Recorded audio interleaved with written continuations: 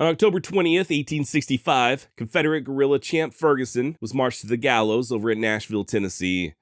Just 10 days prior, he had been found guilty of 53 counts of murder, and that was just the official number. According to Ferguson himself, he had killed well over 100 men, friends, neighbors, wounded prisoners, pretty much anyone he considered a threat or even a potential threat. And even as the noose was placed around his neck, he remained defiant, stating that he was a Southern man from the start and that he would die a rebel. Who was the real Champ Ferguson? A Confederate patriot just defending his homeland against Yankee aggressions? Or just another cold-blooded killer using the war as an excuse to indulge his bloodlust? And what about the rumors that his death was nothing more than a hoax? Stick around and find out. My name's Josh, and this is the Wild West Extravaganza. Yeehaw! Samuel Champ Ferguson was born in Clinton County, Kentucky on November 29th, 1821. The eldest of 10 children, he grew up in what was known as the Kentucky Highlands, hill country along the border with Tennessee that was mostly populated by poor farmers. Now, I wasn't able to find out a ton of information regarding Ferguson's early life, but he really didn't receive much in the way of formal schooling, just about 3 months. And as he grew older, he would follow in his daddy's footsteps, taking to farming as well as a little bit of horse trading. He also acquired a reputation.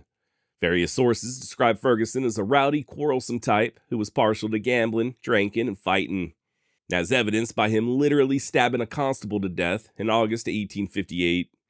According to Ferguson, it all started over a hog deal gone bad. Apparently, he had sold some hogs on credit to brothers Floyd and Alexander Evans, and when they failed to pay him back in a timely manner, one of Champ's brothers took Floyd's mare in lieu of payment. Shortly thereafter, at a camp meeting, is when the Evans boys, along with several others, including their cousin, Constable James Reed, decided to give Ferguson a good old-fashioned ass-whooping. According to him, it was 20 on 1, so he just decided to take out his Bowie knife and start stabbing. And by the time the fight was over, Constable Reed was dead, and Floyd Evans was seriously wounded. So yeah, even early on, Champ really doesn't strike me as the type of guy to shy away from violence. Now, by the time the Civil War broke out just a few years later, that entire area was deeply divided. You know that old trope about the war being brother against brother? Well, this was especially true when it came to the Fergusons. In fact, most of Champ's siblings and even his own mother were staunch supporters of the Union. Hell, even one of his brothers would die fighting on behalf of the Union. Meanwhile, Champ decided to go with the rebels. Legend has it that his young son was out on their porch one day, playing with a Confederate flag, when some Yankee soldiers rode up and shot him dead. They then forced Champ's wife and teenage daughter to strip out of their clothes and marched them naked down the street. Sounds pretty horrific. I mean, to be completely honest, if something like that happened to my family, I too would be looking for some revenge. I think most of us would, right? Only problem is, none of it actually happened. Champ's son had passed away from illness years before the Civil War even began, and he himself would deny the story about his wife and daughter, even going so far as to call it absurd. In all reality, it was that stabbing incident I mentioned just a few moments ago that caused him to join up with the Confederates. Although Champ was arrested, for whatever reason, the case was taking a very long time to go to trial, and the local authorities just offered him a clean slate if he'd enlist with the rebels. According to Ferguson, quote, "When the war broke out, I was induced to join the army on the promise that all prosecution in that case would be abandoned. This is how I came to take up arms," end of quote. In other words, he had a murder charge hanging over his head, and I guess he figured that if the Confederates won, the charges would disappear. That's it. It wasn't ideology or Southern pride or even vengeance. Nothing more but pure self-preservation. And yeah, so it were in the fall of 1861, the Champ signed on with a guerrilla outfit led by an old boy named Scott Bledsoe. And it wasn't long after that when Champ started running a company of his own. That's when the killings began in earnest. I'd love to sit here and tell you that Ferguson brought the war to the Yankees and wreaked havoc amongst the ranks. But for the most part, he just used the war as an excuse to kill black people and settle old scores. Like on November 1st, 1861, when he murdered his old friend William Frog right there in Clinton County.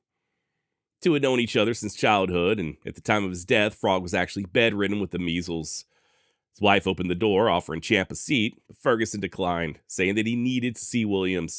And when she protested that William was too sick to receive visitors, Champ just walked right on past her, along with the couple's 5-month-old baby, and shot Frog dead where he lay. Why? Well, supposedly Frog had been seen at a nearby Yankee outpost known as Camp Robinson. Per historian Troy Smith, quote, "Camp Robinson was a sore spot for Kentuckians who sided with the Confederacy. They believed that men recruited there into the Home Guard went on to fight for the Union. End of quote. Now, to hear Champ tell it, the only reason he killed Frog was because Frog was planning on doing the same to him. A little preemptive strike, if you will. Then, just about a month later, he killed another man named Reuben Wood for pretty much the exact same reason. Per testimony from Wood's children, their father reminded Ferguson of their past friendship, and Champ replied by saying, "You have always treated me like a gentleman, but you have been to Camp Robinson, and I intend to kill you. Don't you beg and don't you dodge." No word on whether or not Wood tried begging for his life, but he certainly didn't go quietly into that good night. Even after being shot, he still managed to knock Ferguson's gun away with a hatchet before escaping into the forest. He then hang on for another 2 days before giving up the ghost, so undoubtedly a very tough dude. As for Champ, he just once again claimed self-defense, saying that he killed Wood before Wood had a chance to kill him. You know, that's one of the things I've always noticed with a lot of these prolific killers, whether it's John Wesley Hardin or Bloody Bill Anderson or whoever. In their minds, they are always justified. Killings are never their fault, it's always self-defense. And with Ferguson especially, this will become a pattern.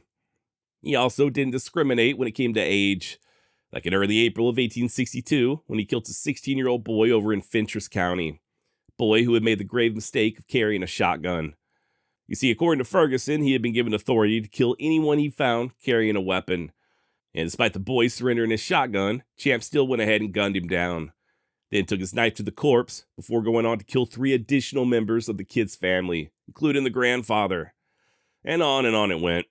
He shot another man to death over in Clinton County, even as the guy's own daughter was clinging to him. This is followed by yet another killing in the same area of a man named Wash Tabor. Both of these guys were supposedly aligned with the local Yankee militia, so this is very similar to the type of stuff that Quantrell's men were doing over in Missouri. Rather than face the enemy on the field of battle, they would just instead go door to door and take them out one at a time. Now that said, Ferguson did have himself a nemesis by the name of Dave Beatty, aka Tinker Dave. And Tinker Dave was basically just another guerrilla leader. The only difference is he was fighting for the Union as opposed to the Confederacy. Matter of fact, Dave is supposedly taking up arms in direct response to Champ Ferguson. According to a paper out of Nashville, Beatty, quote, "fought Champ Ferguson from the beginning to the end of his career. They have shot each other innumerable times, and each has received ugly wounds. They were deadly enemies and hunted each other down with savage ferocity." End of quote. Oddly enough, there also appeared to be a little mutual respect. Even after the war, when a reporter asked Ferguson what he thought of Dave, Champ's response was surprisingly generous. "Well, there are meaner men than Tinker Dave.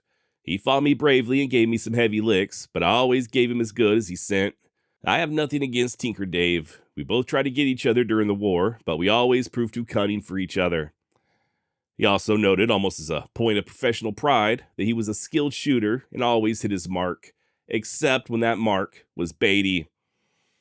Now, it's also worth noting that Ferguson would occasionally ride with the regular Confederates, like when he and his men scouted for General John Hunt Morgan. They also harassed Union troops when convenient, but for the most part, Champ's war did seem to be against whoever had wronged him in the past, and whoever he thought might wrong him at some point in the future.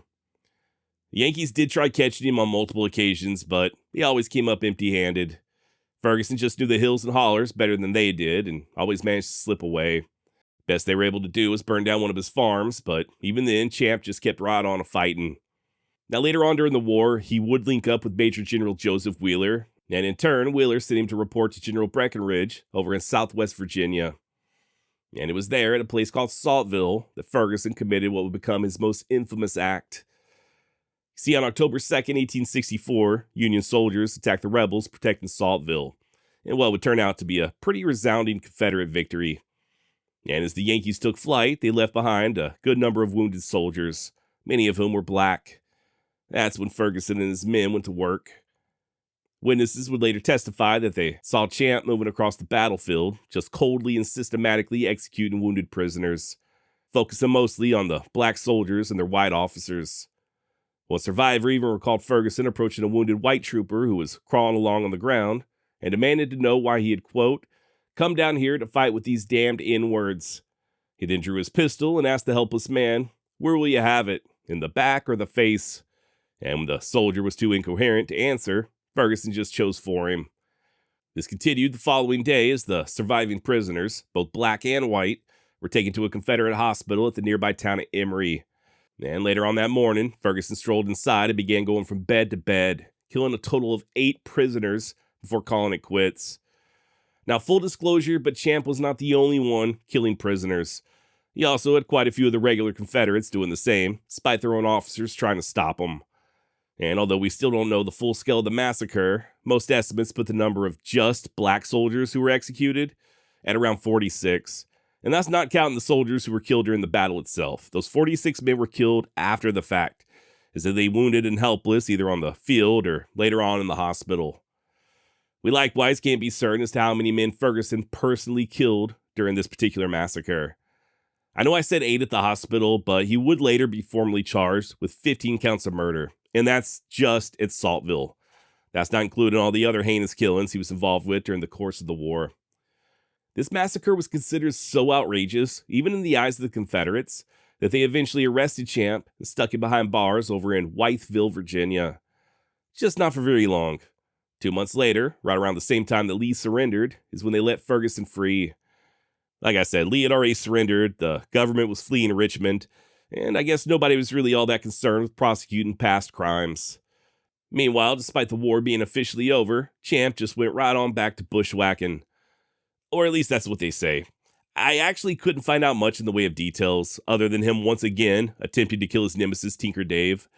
But I also found sources saying that Champ had, quote, continued his rampages in the Cumberland region in April and May of 1865, after most of the principal Confederate armies had already surrendered, end of quote. It wasn't until May 26 that he was finally taken back into custody over in Sparta, Tennessee. By that point, he and his family had already moved across the border to White County. Guess they had burnt too many bridges up there in Kentucky. Now, whether or not he surrendered on his own volition or he was captured, I'm not entirely certain, but I do know he seemed to be completely unbothered. I guess Champ figured he'd be paroled just like everyone else who would lay down their guns. What he wasn't counting on was being tried for murder. Remember earlier when I said that he was being formally charged with killing 15 prisoners at Saltville? Well, that wasn't even half of it. They went back even before Saltville, ended up charging him with a whopping 53 counts. They then put him on trial before a military court. And as I'm sure you can imagine, this trial would become a national sensation. Witnesses lined up to testify against him, including Tinker Dave. And despite Ferguson having guys like General Wheeler attesting to his character, he was ultimately found guilty and sentenced to hang. The execution took place on October 20th, 1865, over at the Nashville prison, where Ferguson was ironically being guarded by black soldiers from the 15th U.S. Infantry. Around 300 people were given passes to witness the event, and by all accounts, Champ Ferguson mostly remained stoic. As the long sentence was read out loud, he just stood there, nodding and shaking his hand at the various charges. And when asked for a final statement, he declared, quote, I was a Southern man at the start. I am yet and will die a rebel. I killed a good many men, of course, but I never killed a man who I did not know was seeking my life.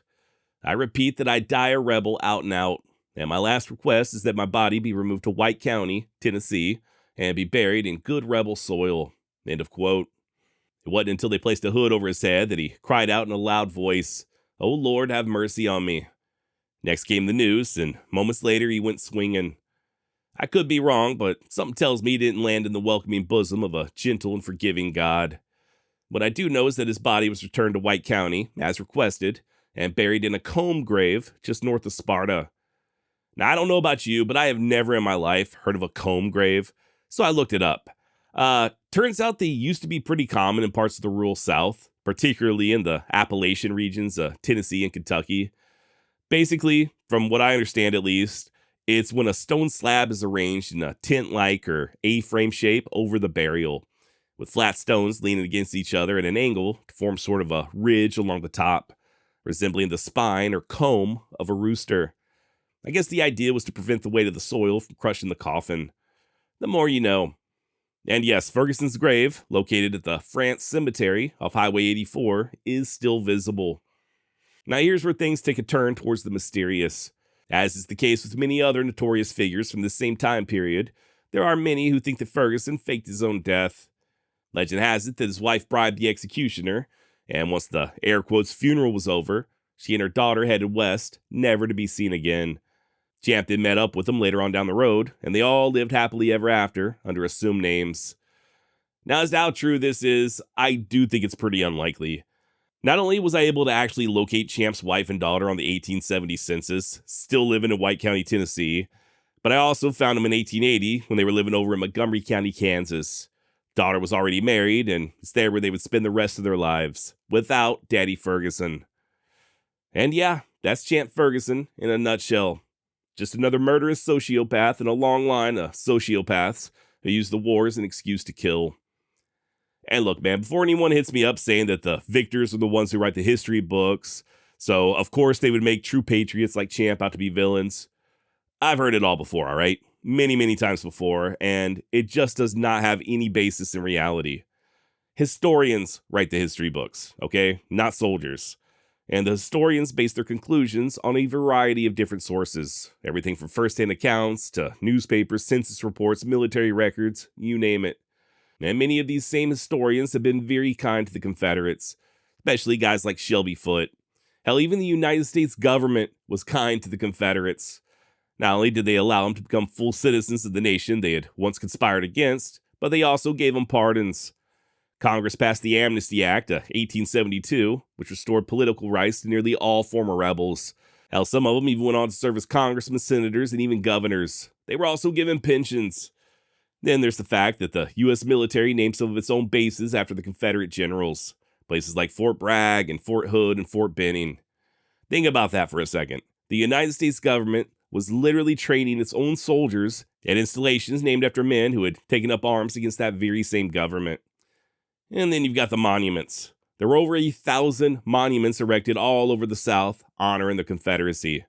Even the most widely read and influential early histories of the Civil War were written by Southerners. Hell, it was the Southern Historical Society papers that helped to shape how Americans understood the war for generations to come. Then, of course, you had the United Daughters of the Confederacy, who controlled which textbooks were used in Southern schools. This is why so many people, myself included, grew up thinking that the Civil War wasn't fought over slavery, and it was just a war of Northern aggression. So please, spare me with this idea that the mean old Yankees were just trying to make the Southerners look bad or persecute them or whatever. It's nonsense. And this is coming from somebody whose great-great-great-great-grandfathers, every single one of them, fought for the Confederacy. A lot of good men fought for the South. Honest, hardworking men who didn't go around murdering their own neighbors or executing helpless prisoners in hospital beds. The only person responsible for giving Champ Ferguson a bad name is Champ Ferguson. And I guess that's about all I've got. Thank you so much for joining me, and until next time, adios.